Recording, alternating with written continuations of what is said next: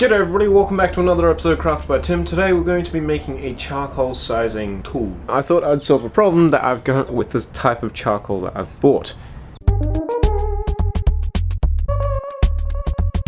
This is the sort of charcoal that I'm getting. This is the size of my head. What I need is like this. There's a big difference. And what I thought I should do is create something that will help me quickly, easily, and effectively cut down charcoal to a more manageable size. Anyway, so I think I've come up with a relatively simple solution, and I'm hoping that it's going to work the way I'm thinking it is. So we're going to start off with a little bit of 40mm square tubing, and a little bit of angle iron. That comes later. But for now, we're going to cut up this 40mm tubing into 1-inch lengths.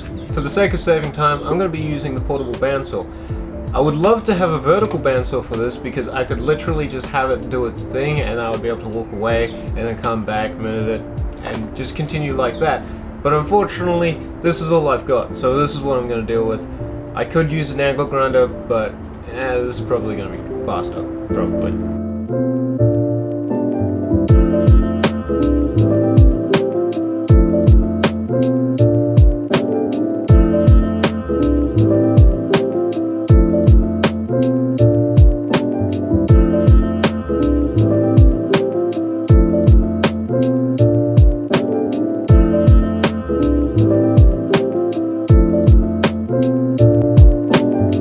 So now we're going to take each one of these and we're going to grind them like this so they have a bevel on each single side.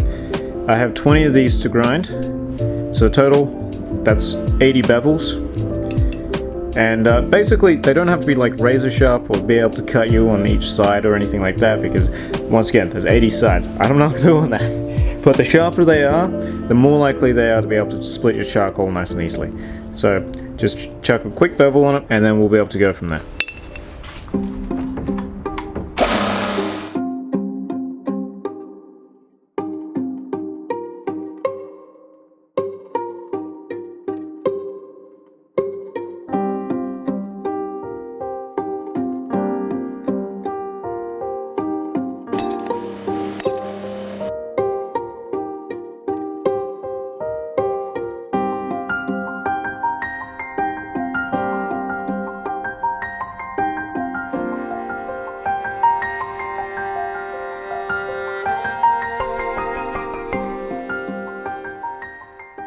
I'm going to weld them all together like this, making sure that the beveled side is on the bottom.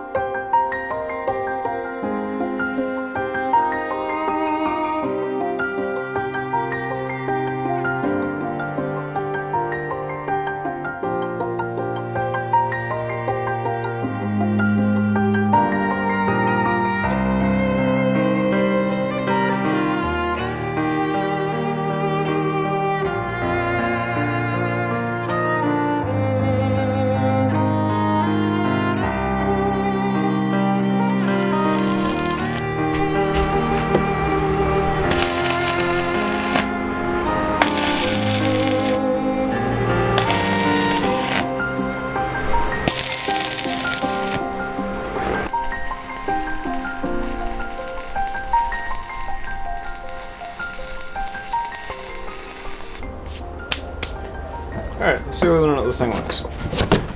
So, it's something small.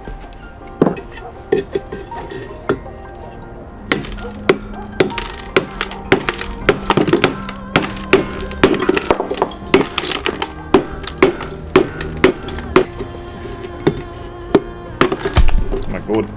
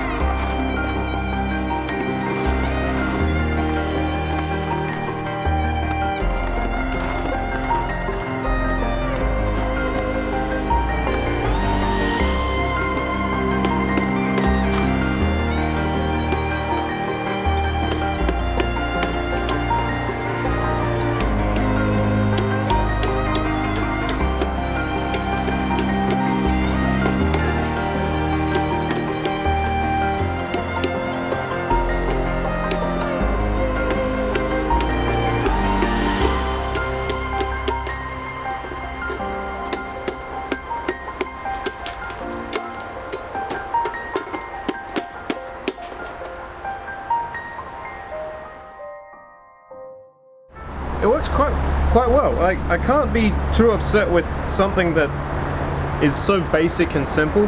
I've noticed that there's a lot of like pieces that fly off, but the vast majority of it goes in. So if I was to add a few borders around the outside that just extend up a little bit, I reckon I could probably catch a lot more material. I'm actually genuinely really happy with it. It's a very simple process. It doesn't take very long, and I'm able to process quite a large amount of charcoal in a reasonably short amount of time.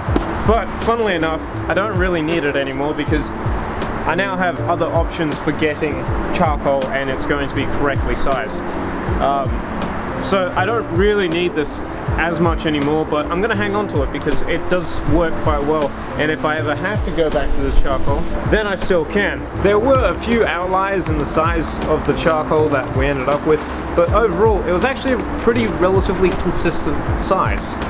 Now it's a little bit windy out there, so I thought I'd come inside. Funnily enough, I've literally only just got my charcoal forge set up after making this, the better part of a month ago. So yeah, this video took a lot longer than what I expected it to. I ended up having a lot of footage corrupted. More videos on the way.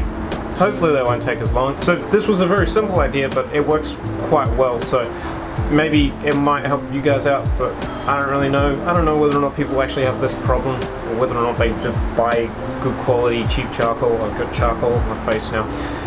It's still there. Whatever. I hope you guys enjoyed. I hope this maybe gives you ideas.